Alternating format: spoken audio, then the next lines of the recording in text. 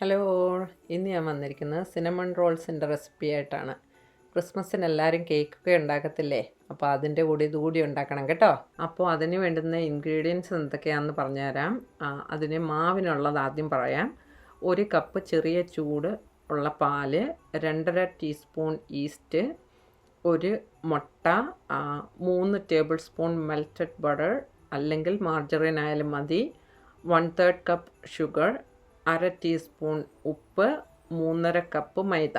ഇനിയും അതിൻ്റെ ഫില്ലിങ്ങിനുള്ള എന്താണെന്ന് പറഞ്ഞുതരാം. 3 ടേബിൾ സ്പൂൺ സോഫ്റ്റ് ബട്ടർ അല്ലെങ്കിൽ margarine, 1/4 cup brown sugar, 2 table spoon cinnamon powder, പിന്നെ ഫ്രോസ്റ്റിങ്ങിന് 1 cup powdered sugar, 1/2 teaspoon vanilla extract, 2 table spoon പാല്. അപ്പോൾ അത് എങ്ങനെയാണ് ഉണ്ടാക്കുന്നതെന്ന് പറഞ്ഞുതരാം അടുത്തത്.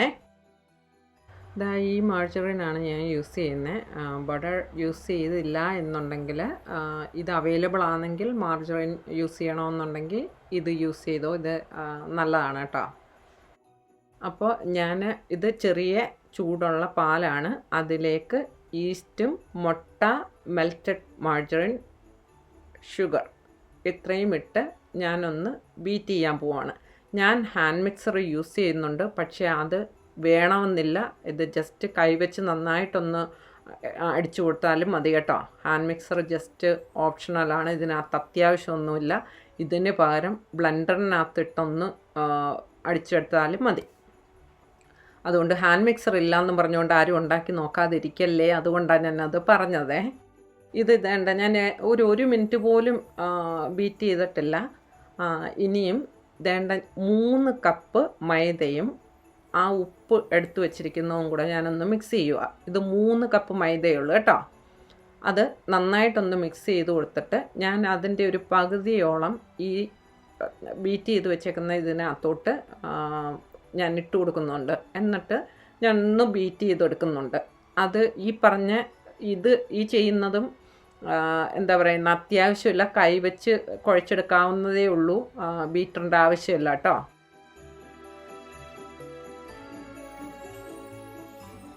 ഇത് ജസ്റ്റ് ഞാനൊന്ന് ബീറ്റ് ചെയ്തതാണ്. ഇതിനകത്തേക്ക് ബാക്കിയുള്ള മൈദയും കൂടെ ഞാൻ ഇട്ട് കൊടുത്ത് 1/2 കപ്പ് മാറ്റി വെച്ചേക്കുവാണ്, അത് ഓർത്തോണം. ഇത് ഉപ്പുമായിട്ട് മിക്സ് ചെയ്ത മൈദയാണ് ഫുള്ളി ഞാനിപ്പോൾ ഇട്ട് കൊടുത്തേക്കുന്നത്. ഇതൊന്ന് കുഴച്ച് കൊടുക്കാം കേട്ടോ. എന്നിട്ട് നമുക്ക് ആവശ്യം അനുസരിച്ച് വേണം, ഇല്ല 1/2 കപ്പ് മാറ്റി വെച്ചേക്കുന്നതിനകത്തെ മൈദ ഇട്ട് കൊടുക്കാൻ.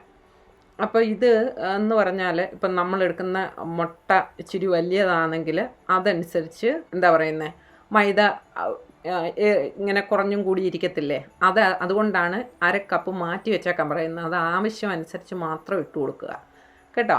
എന്നിട്ട് ഇതിൻ്റെ പരുവമെന്ന് പറഞ്ഞാൽ നമ്മൾ ചപ്പാത്തിക്കൊക്കെ കുഴയ്ക്കുന്നതിനെക്കാട്ടിലും ഒരു ഇച്ചിരി കൂടെ ലൂസാണ് കേട്ടോ. നമ്മുടെ കയ്യിൽ ഇത് കുഴച്ചുകൊണ്ടിരിക്കൽ തന്നെ ഒട്ടിപ്പിടിക്കുകയും ചെയ്യും.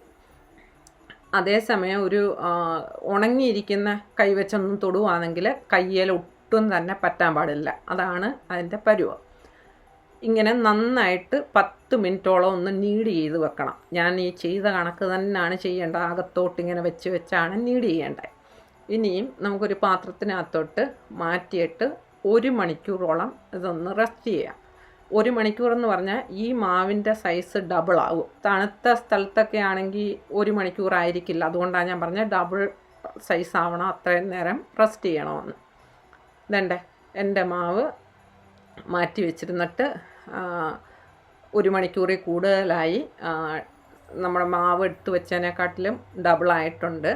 ഒന്ന് ജസ്റ്റ് ഒന്ന് എന്താ പറയുന്നത്, നീഡ് ചെയ്ത് കൊടുക്കാം. ഒരുപാട് നേരം വേണ്ട, ഒരു മിനിറ്റ് എങ്ങാനും മതി. കാര്യം ഇത് പൊങ്ങിയിരിക്കുമല്ലേ, ഒന്ന് നന്നായിട്ടൊന്ന് മിക്സ് ചെയ്യുക, അത്രയേ ഉള്ളൂ. ഇനി നമുക്കിതൊന്ന് പരത്തി കൊടുക്കാം. അപ്പം പരത്തി കൊടുക്കുന്നതെന്ന് പറഞ്ഞാൽ 14x18 ഇഞ്ചസാണ് ഉള്ള ഒരു റെക്റ്റാങ്കിൾ ഷേപ്പിലാണ് ഇത് നമുക്ക് പരത്തിയെടുക്കേണ്ടത്. അപ്പം പരത്തുന്ന എവിടെയാണോ അവിടെ ഇച്ചിരി മൈദ ഇട്ട് കൊടുത്തിട്ട് വേണം പരത്താനായിട്ട്, അല്ലെങ്കിൽ അവിടെ ഒട്ടിപ്പിടിക്കില്ല. ഞാൻ പറഞ്ഞില്ലേ ഇച്ചിരി ലൂസാ മാവെന്ന്.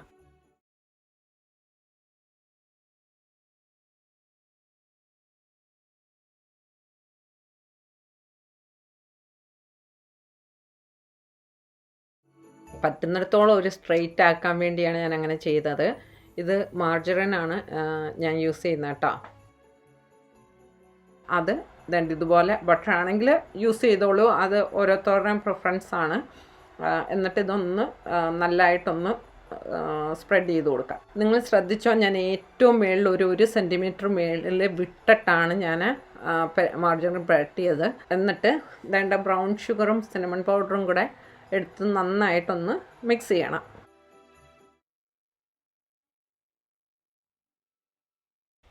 എന്നിട്ട് നമുക്ക് ഇതിലോട്ട് ഇങ്ങനെ സ്പ്രിങ്കിൾ ചെയ്ത് കൊടുക്കാം. ആ മേളിൽ 1 സെൻറ്റിമീറ്റർ വിട്ടെടുത്ത് ചെയ്യരുത്, ഒന്നും ഇടരുത് കേട്ടോ. എന്നിട്ട് നമുക്കിതൊന്ന് റോൾ ചെയ്തെടുക്കാം. റോൾ ചെയ്തെടുക്കുന്നതെന്ന് പറഞ്ഞാൽ ഭയങ്കര ടൈറ്റായിട്ട് റോൾ ചെയ്യരുത്, നല്ല എന്താ പറയുന്നത്, ഇച്ചിരി ഈസി ആയിട്ട് വേണം അത് റോൾ ചെയ്യാൻ, ടൈറ്റ് ആക്കരുത് കേട്ടോ. ഞാൻ ചെയ്യുന്ന നോക്ക്, ഈസി ആയിട്ട് അത് ചെയ്യണേ. എന്നിട്ട് മേളിൽ ഞാൻ പറഞ്ഞില്ലേ ഇച്ചിരിയുടെ മാറ്റിയിട്ടേക്കാമെന്ന്, ആ ഭാഗത്ത് ഇച്ചിരി വെള്ളം തൊടണം കേട്ടോ. അപ്പോൾ അത് ഇതിലോട്ടൊന്ന് നന്നായിട്ട് ഒട്ടിപ്പിടിച്ചിരിക്കാൻ വേണ്ടിയാണ് അത് ചെയ്യുന്നത്, അല്ലെങ്കിൽ ഇങ്ങനെ വിട്ടുപോകും. ഇത് നന്നായിട്ട് അങ്ങനെ ഒന്ന് വെള്ളം തൊട്ട് കൊടുത്തിട്ട് ഇത് നമുക്ക് ഇങ്ങനെ ചെയ്തെടുക്കാം. അന്നേരം ഒന്ന് ഒരുപാട് വലിയതായിട്ട് പ്രസ് ചെയ്യല്ലേ. ഇത് ഞാൻ യൂസ് ചെയ്യുന്ന ബേക്കിംഗ് ഡിഷാണ്. 9x13 ഇഞ്ചസ് ആണ് അതിൻ്റെ സൈസ്. ഇതിലേക്ക് ഇച്ചിരി ഉരുക്കി വെച്ചേക്കുന്ന മാർജറിൻ ഒന്ന് തേച്ച് കൊടുക്കാം.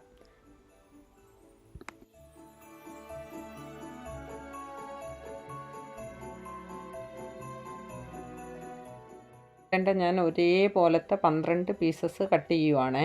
12 പീസാണ് കേട്ടോ. ഞാൻ ചെയ്ത അതേ സൈസിൽ റോള് ചെയ്തിട്ടുണ്ടെങ്കിൽ 12 പീസ് കിട്ടും.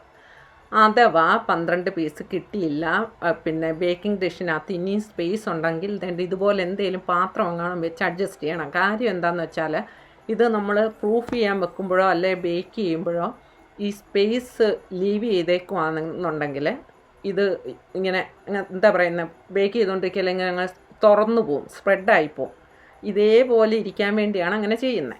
ഇതെല്ലാം ഞാൻ എല്ലാം 12 പീസും വെച്ചിട്ടുണ്ട്. ഇച്ചിരി സ്പേസ് ഇടയിലുണ്ടേ കണ്ടേ എല്ലാവരും. എന്നിട്ട് 1 മണിക്കൂർ ഞാൻ റെസ്റ്റ് ചെയ്യാൻ വെച്ചിരുന്നു. നോക്ക്, 1 മണിക്കൂർ റെസ്റ്റ് ചെയ്ത് കഴിഞ്ഞപ്പോഴത്തേന് എൻ്റെ സൈസ്. അപ്പോൾ ഇത് എന്നിട്ട് ഇനി ഇച്ചിരി മാർജറിൻ ഞാൻ മെൽറ്റ് ചെയ്ത് വെച്ചിരുന്നതാണ്, അതൊന്ന് ബ്രഷ് ചെയ്ത് കൊടുക്കണം ഇതിൻ്റെ മുകളിൽ. മാർജറിൻ മെൽറ്റ് ചെയ്യുന്നത് മൈക്രോവേവ് വെച്ചും സോഫ്റ്റൻ ചെയ്യുന്നത് റൂം ടെമ്പറേച്ചറിൽ വെച്ചുമാണ് കേട്ടോ. അതൊന്ന് നോട്ട് ചെയ്തേക്കണേ. അപ്പോൾ ഇതെല്ലാം ബ്രഷ് ചെയ്ത് കൊടുത്തു. ഞാൻ ഓവൻ 350 ഡിഗ്രി ഫാരൻഹൈറ്റിൽ പ്രീ ഹീറ്റ് ചെയ്യാൻ വെച്ചിരുന്നു. അപ്പം ഞാൻ ബേക്ക് ചെയ്യാനായിട്ട് വെക്കുവാണ്.